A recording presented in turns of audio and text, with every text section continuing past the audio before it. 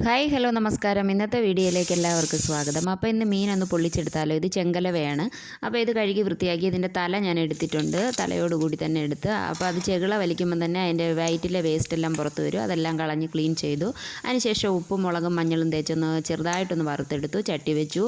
പിന്നെ കടുകിട്ടു, കറിവേപ്പില, ഇഞ്ചി, പച്ചമുളക്, വെളുത്തുള്ളി, സവാള, തക്കാളി ഇതെല്ലാം നന്നായിട്ട് വഴറ്റിയെടുത്തു. ഉപ്പ് ചേർത്തു. അതിനുശേഷം മുളക് പൊടി, മല്ലിപ്പൊടി, മഞ്ഞൾപ്പൊടി, പിന്നെ കുരുമുളക് ചതച്ചത്, പിന്നെ ഉലുവാപ്പൊടി എന്നിവ ചേർത്തു. അത് നന്നായിട്ട് മൂത്ത് വന്നപ്പോൾ ഒരു കുറച്ച് കുടംപുളിയുടെ വെള്ളം നമ്മൾ ചേർത്തു. അത് വെന്ത് മസാല സെറ്റായതിന് ശേഷം ഒരു വാഴയില വെട്ടി അതിലേക്ക് നമ്മൾ ആ ചെറുതായിട്ടെല്ലാം വറുത്ത് വെച്ച മീൻ നമ്മൾ വെച്ചു. അതിൻ്റെ മുകളിലേക്ക് കറിവേപ്പില, തേങ്ങാപ്പാൽ എന്നിവ ചേർത്ത് ഒരു വാഴനാര് ഉപയോഗിച്ച് നമ്മൾ നന്നായിട്ട് കെട്ടി ഒരു മൺചട്ടി അടുപ്പിൽ വെച്ചു. വെളിച്ചെണ്ണ ചേർത്തു. വെളിച്ചെണ്ണ ചൂടായ ശേഷം നമ്മൾ ഈ പൊതിഞ്ഞ മീൻ അതിലേക്ക് വെച്ചു.